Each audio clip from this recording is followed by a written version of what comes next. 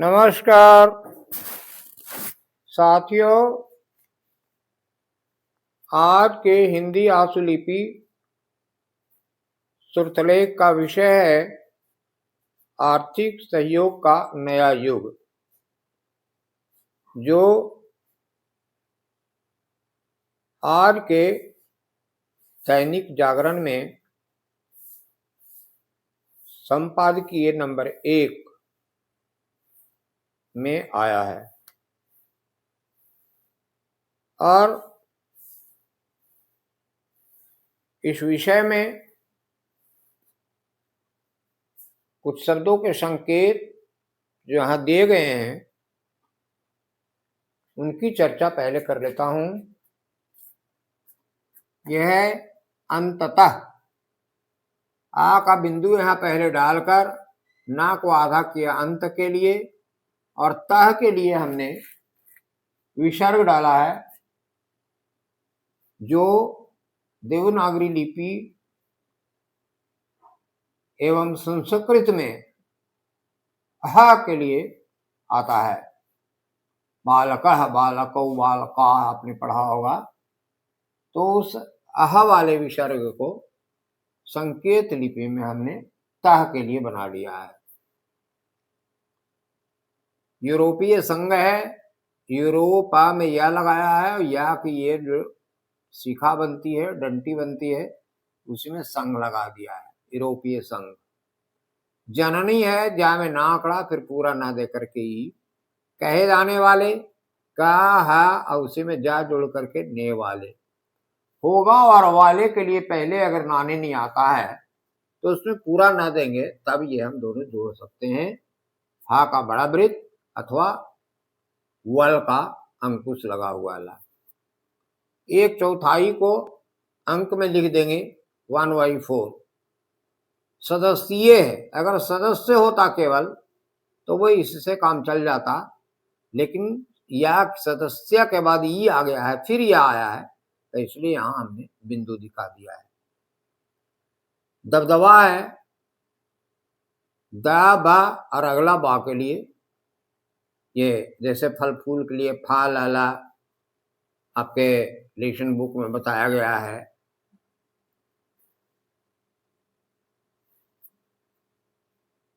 तो यहाँ पर दबदबा दा बा लिखकर बगल में फिर एक और बा, उसमें आ लगा दिया है। अमेरिका है, माँ में आंकड़ा लगा कर का। आश्चर्य है, आपने और लेसन बुक में आपने पढ़ा होगा कि किसी व्यंजन को दूना कर दिया जाता है व्यंजन की रेखा को, तो टर डर तर दर और चर भी होता है। तो यहाँ पर हमने सा को चर के लिए दुगना किया और जो चा के बाद बोला जा रहा है रिया लगाया अंत में। ध्वनित के लिए ध्वनि पूरा लिखना था, लेकिन नित है तो नी को आधा किया गया है। अड़ंगा है, अड़ा ये शुरू में काटा गया, शुरू में काटना अंत में काटना, इसका प्रयोग आप लोग कर रहे हैं थोड़ा। और अंगा यहाँ पर डीप करके लिखना है, इसमें डीप पूरा नहीं होता है लेकिन पेंसिल से हो जाता है। सकल है ये,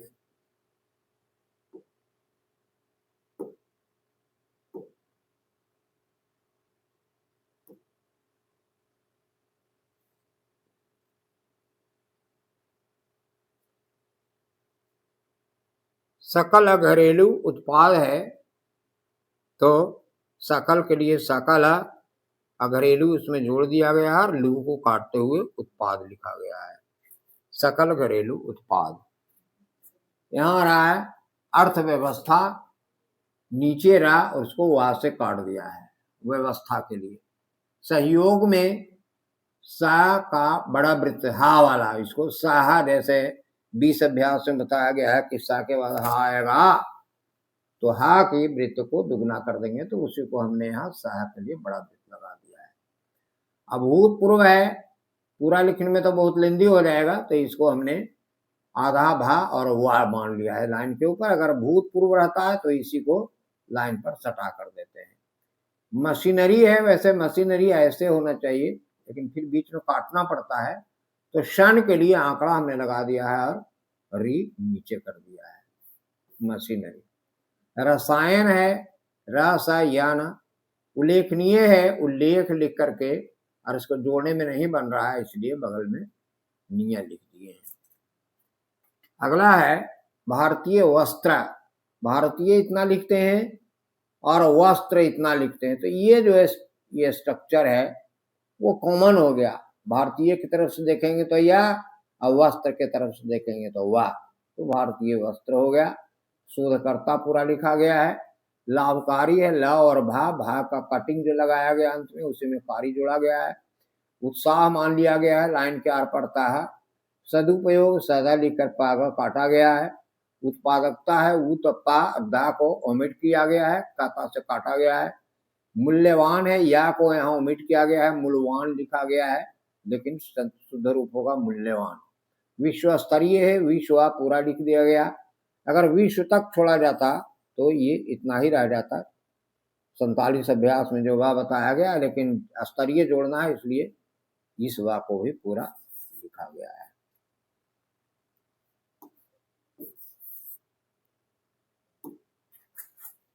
अब पहले धीमी गति से और उसके बाद तीव्र गति से।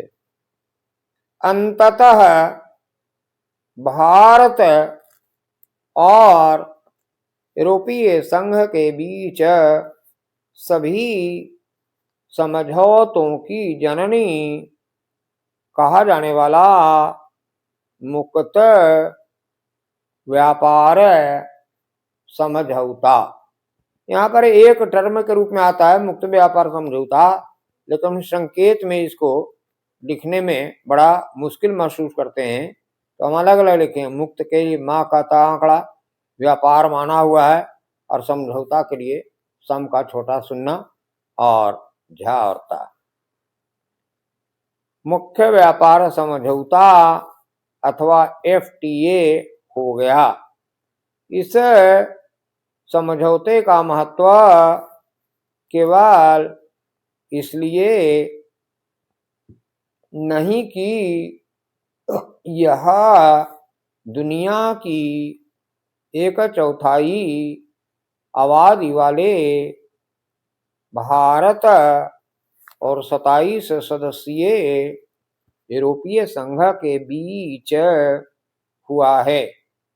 इसका महत्व इसलिए भी है क्योंकि इसने अपना आर्थिक दबदबा व्यापार करने की कोशिश करने वाले अमेरिका और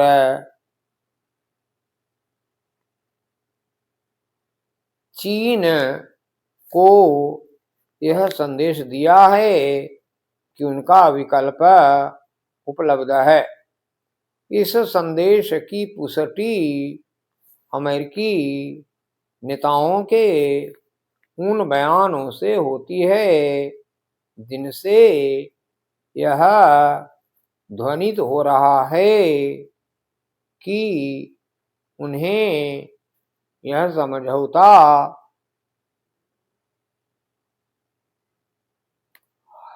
रास नहीं आया। आश्चर्य नहीं कि अमेरिका इसमें अड़ंगा लगाने की कोशिश करे। वास्तव में टैरिफ के मामले में अमेरिका के मनमाने रवैये ने ही इस समझौते को राह आसान की। इस समझौते का एक महत्व इसलिए भी है क्योंकि यूरोपीय संघ और भारत दूसरी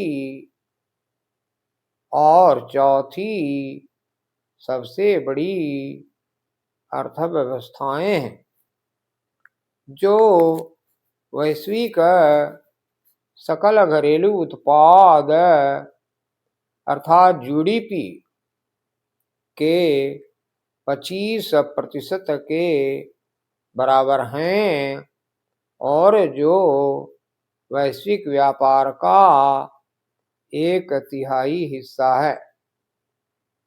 स्पष्ट है कि विश्व की 2 बड़ी अर्थव्यवस्थाओं में सहयोग दोनों पक्षों को व्यापार और निवेश के अभूतपूर्व अवसर प्रदान करेगा। यह अवसर आर्थिक समृद्धि को बल प्रदान करने के साथ ही रोजगार की समस्या भी दूर करेगा। इस समझौते से जहां यूरोपीय कारों, वाइन,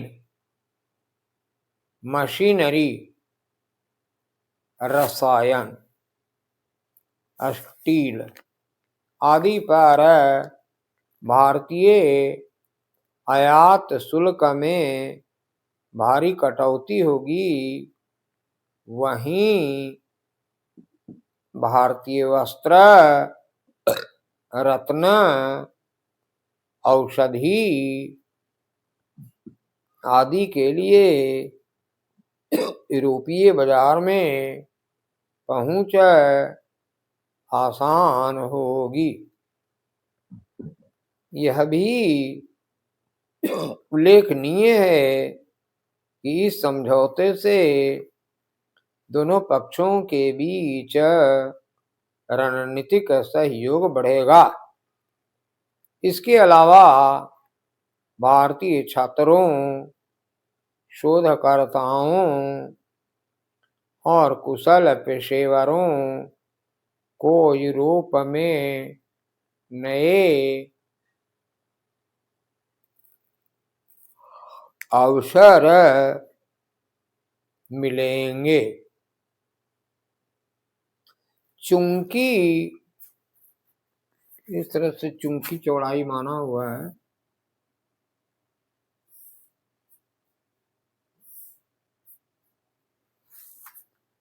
चूंकि भारत और यूरोपीय संघ के बीच का FTA दोनों के लिए लाभकारी है, इसीलिए उत्साह का माहौल है। लेकिन यह ध्यान रहे कि इस समझौते का यूरोपीय संसद और परिषद से अनुमोदन चाहिए होगा। इसमें भी समय लगेगा। उसका सदुपयोग इस FTA का अधिकतम लाभ उठाने की तैयारी में खपाना चाहिए।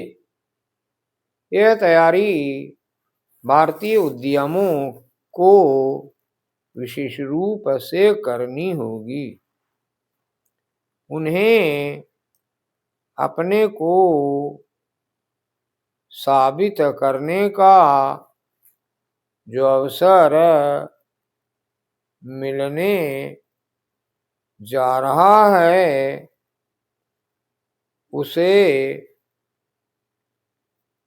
भुनाने में कोई कसर नहीं छोड़नी चाहिए। उन्हें गुणवत्ता और उत्पादकता का स्तर उन्नत करते हुए ऐसे मूल्यांकन विश्व स्तरीय उत्पाद तैयार करने होंगे जिनकी विशिष्ट पहचान बने और इसके चलते उनकी मांग बढ़े। इसकी अनदेखी नहीं की जा सकती कि भारतीय उत्पाद अपनी उच्च गुणवत्ता के लिए काम हो जाने वाली है। भारतीय उद्यमियों को अपने उत्पादों का निर्माण विश्व स्तरीय मानकों के अनुरूप करने के लिए भी तैयार रहना होगा, क्योंकि इससे ही आपसी व्यापार का पलड़ा भारत के पक्ष में बना रह सकता है।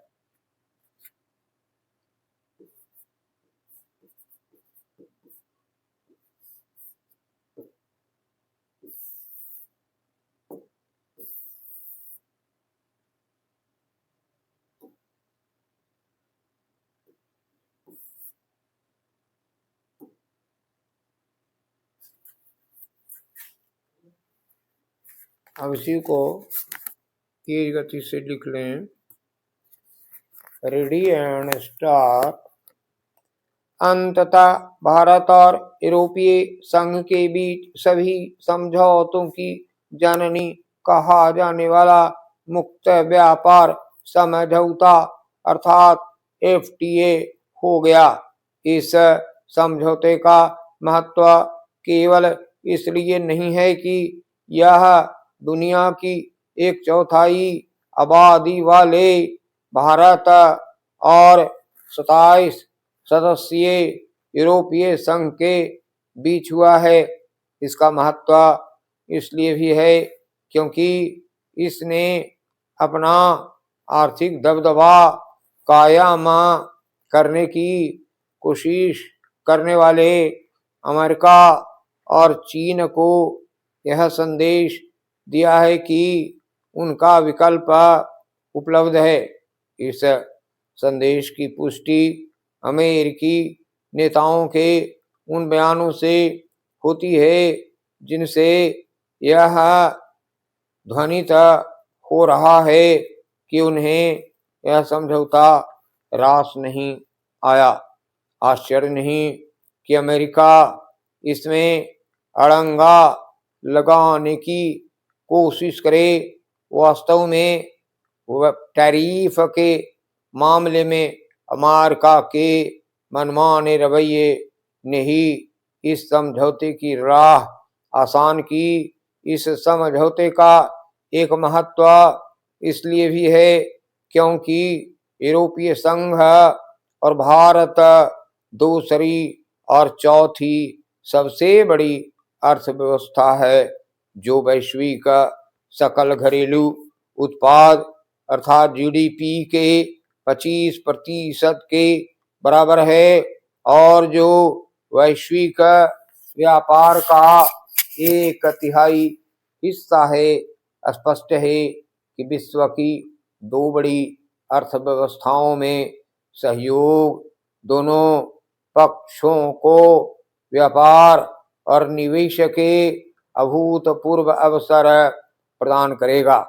यह अवसर आर्थिक समृद्धि को बल प्रदान करने के साथ रोजगार की समस्या भी दूर करेगा। इस समझौते से जहां यूरोपीय कारों, वाइन, मशीनरी, रसायन, स्टील आदि पर भारतीय आयात शुल्क में भारी कटौती होगी, वहीं भारतीय वस्त्र, रत्न, औषधि आदि के लिए यूरोपीय बाजार में पहुंच आसान होगी। यह भी उल्लेखनीय है कि इस समझौते से दोनों पक्षों के बीच रणनीतिक सहयोग बढ़ेगा। इसके अलावा भारतीय छात्रों, शोधकर्ताओं और कुशल पेशेवरों को यूरोप में नए अवसर मिलेंगे। चूंकि भारत और यूरोपीय संघ के बीच का FTA दोनों के लिए लाभकारी है, इसलिए उत्साह का माहौल है। लेकिन यह ध्यान रहे कि इस समझौते का यूरोपीय संसद और परिषद ने अनुमोदन चाहिए होगा। इसमें जो समय लगेगा उसका बहुपक्षीय उसका सदुपयोग इस एफटीए का अधिकतम लाभ उठाने की तैयारी में खपाना चाहिए। यह तैयारी भारतीय उद्यमियों को विशेष रूप से करनी होगी।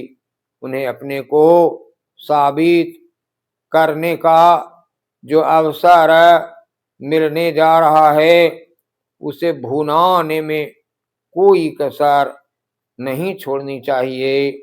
उन्हें गुणवत्ता और उत्पादकता का स्तर उन्नत करते हुए ऐसे मूल्यवान विश्व स्तरीय उत्पाद तैयार करने होंगे जिसकी विशिष्ट पहचान को और इसके चलते उनकी मांग बढ़े।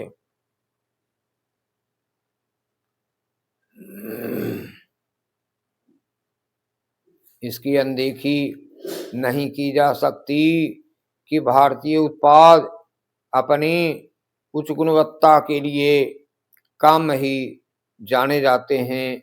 भारतीय उद्यमियों को अपने उत्पादों का निर्माण विश्व स्तरीय मानकों के अनुरूप करने के लिए भी तैयार रहना होगा, क्योंकि इससे ही आपसी व्यापार का पलड़ा भारत के पक्ष में बना रह सकता है।